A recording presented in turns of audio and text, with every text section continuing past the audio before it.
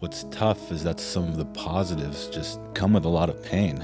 For example, when we met, I told you right away that I was joining. Like rocks in the pit of my soul. I was pissed. That hurt because you didn't confide in me. So 25 guys, half the city, couple miles away from base, enemy territory. We were surrounded and we were pinned down in our space. I can see and I can hear the rockets being fired at me. We've been having talks about some of the struggles, military life from your perspective and my perspective. Mm-hmm. And it's a tough conversation for me. There's some positives to military life. And I think what's tough is that some of the positives just come with a lot of pain. Like, for example, when we met, I told you right away that I was joining.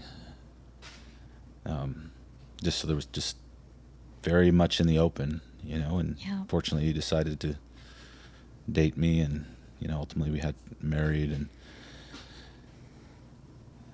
then there was another moment where, so in OCS, I think there's a little bit of choice or jockeying. I think when you decide what your branch is, you kind of pick like your top 3 or something like that. Your specialty, right? Mm-hmm. And I had put infantry as number 1, and I didn't know what else to put. I think I was just an idiot, and I just put infantry. Like a big, you really wanted that big one. Joke or something, right? Yeah. Give me this or nothing, kick me out, But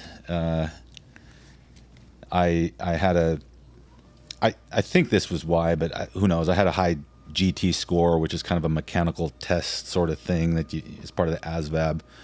And so I was branched Signal, so like satellites and computers and whatever, electronic stuff.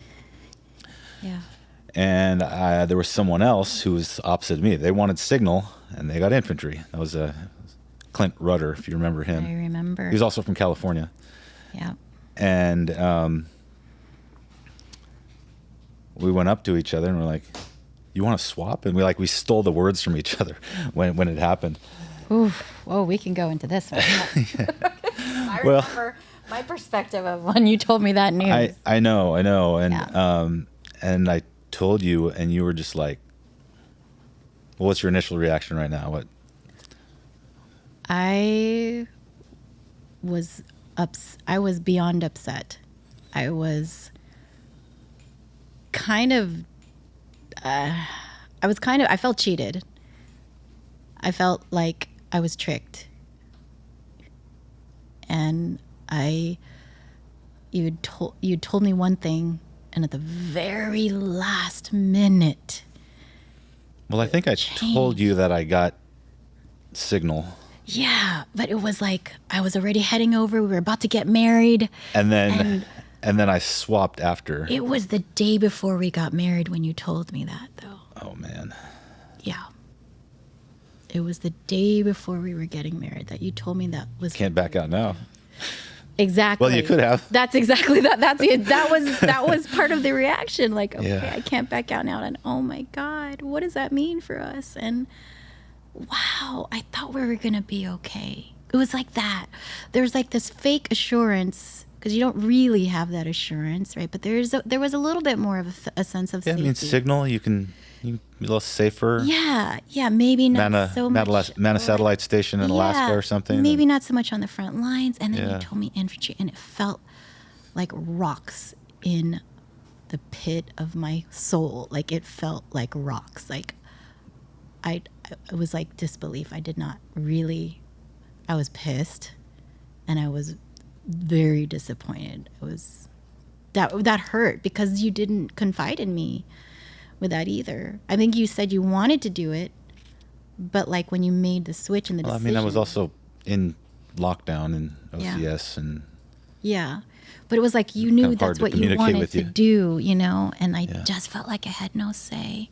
Like I felt like I knew I was very helpless and powerless, and you were going to be walking into some danger. Like, okay, now there's for sure a knowing that you would be walking into some danger. And more field time and more, Yeah. yeah, Yeah. running And that around. was a really hard one for me to adjust to. That was a big curveball. Yeah. Well, so yeah, I guess that was kind of it's part of my intro, but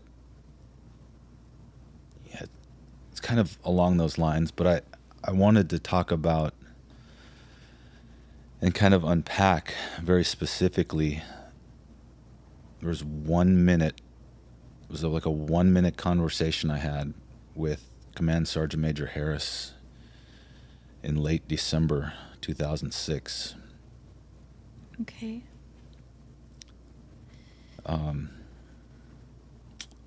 And so we can talk about this battle a little bit more and all the things going on, but I really kind of want to just give an overview of it and then kind of zoom into this conversation with Command Sergeant Major Harris. So it was December 23rd, 2006. Wow. The city was Bakuba. It's like the epicenter of all the fighting, most of the fighting at that time. It's the hotbed. And like the enemy was making like a last stand, and they were overrunning Iraqi army bases and police stations. And at that time, there was really only one battalion in the city. And more specifically, a company on each side of the river. Mm-hmm. And even more specifically, our company was 1 tank platoon and 2 infantry platoons. More specifically, it was really those 2 infantry platoons, at least for our eastern half of the city. We were really tag team back and forth for several months, just covering that whole city. And more specifically, I was not fully staffed. I mean, infantry platoon is supposed to have 35, 40 guys. On good days, I had 25. Oh. So 25 guys, half the city. Oh, that hits. That's not enough. Several, I mean, we can measure it later. Couple miles through, away from base, enemy territory. I don't remember exactly how many that day, but we'll just say 25. Couple hundred enemy. We were surrounded, and we were pinned down in our little space, our outpost, if you will. We just started to stand up a week or two before that, along with some support from, well, it was a engineer company that came in first, and then we just took over for them. And that day, my platoon, I was in charge that day, and started taking fire from all sides, starting at 7, 8 o'clock. Mortars, RPGs. I can see right now. RPGs, those are like shoulder fired rockets. I can see them in my head right now, like whizzing past me. And when you talk about, or when some people talk about shooting starting to happen, and or like a traumatic event, some kind of an ambush or a shootout, sometimes they talk about like time slowing down. Mm-hmm. And I can see in my mind right now, I can see and I can hear the rockets being fired at me or at my position, my men, and I can see them moving through the air, and I can see them impacting. Just one thing about that is you can see them, but it's not like you're moving so slow you can move out the way. Yeah. Like, if they're going to hit you, they're still going to hit you. Yeah. So this is happening all day, and we started to run out of ammunition. And I mean, there was one point where we're really low on ammunition, and some enemy are maneuvering up on the gate, and I actually ran out. 2 or 3 guys. I do remember Sergeant Feely. I don't remember who the other 1 or 2 soldiers who were with me were. We had 2 grenades in the platoon, and we threw both of them on these say like 3 people running up. And I don't know if they were suicide bombers or if they're just trying to get real close to us and shoot us from a closer. I don't know, but I mean, they were didn't matter, they right? were up Getting too close in the perimeter, like yeah. Yeah, and we repelled them, our hand grenades. So imagine a hand grenade is heavy, and that's a close distance kind of. You can see your enemy, and imagine throwing a heavy softball or something. Yeah. This is not somebody off 1,000 yards over there through a scope or close. Very close. And north, south, east, west, and so stop them and.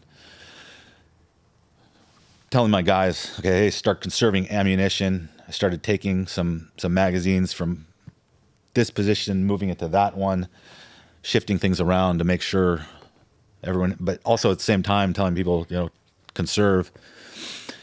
We called for an emergency ammunition resupply, and it was, I can't remember exactly if they came in together or like one right after the other, but 2 tanks and Sergeant Major Harris with a Humvee or 2. And like I said, I don't know if he came in on his own with like 3 Humvees and then the 2 tanks came, or if they came to get, like they were one patrol. I don't remember, but they all came in about the same time. And did that mean anything to you? Were you expecting them? We were calling for help. Okay. Yeah. We were calling for air support initially, probably all day, because that really quiets down the enemy, because if they're flying high enough, you can't shoot them, but they can see and they can shoot you. So if the enemy were to have seen them, they're kind of scare them off, back off. Yeah. Right. Yeah. But what happened that day is that the cloud cover was really low, and it maintained 90% of the day. Okay. And so they couldn't come. And so the enemy knew that, and they kept hitting us. And I think it was... You were like holding up the fort then for a really long time by then. It was only like maybe we were hit with maybe besides the small arms fire, maybe 10 rockets that day. But it was mortars every couple minutes. I mean, we... Kind of, are you really keeping track? I don't know. But we thought maybe at one time 60 or 70 mortars on a little... It's like a building. You were like under fire. You were completely like someone was trying to annihilate you guys. Like you were. Right. Well, what was happening around that time period was the enemy was making a move to establish. They took down they murdered one of several city mayors at that time. They took over an Iraqi army station, killed everybody. The place we moved into was a police station that was overrun. All the police, or the ones that hadn't run away, were all beheaded and their heads were stacked out front. And so they were making these moves, Al-Qaeda was, to take over. And this was their move. And I just happened to be there that day, so I don't want to make it seem like I... Well, it's okay to... I was just there. Like somebody else could have been there and done a good job, but they were making a move to now overthrow an American position. And Yeah, so they absolutely were, right? I mean, this is what was happening in those weeks or before and after that day. Yeah. They were leaning forward in the saddle. They were taking the initiative. Yeah. We were pinned down that day, but also generally our entire battalion was pinned down.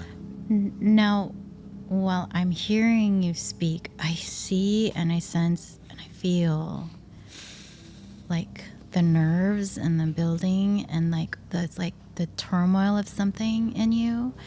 And I want to know, is this as you're recalling it, what you were experiencing back then? Or is there also this other thing that it's almost like you're kind of getting to this point in your story of like another part that's even worse than what you're talking about, that's even more unbearable.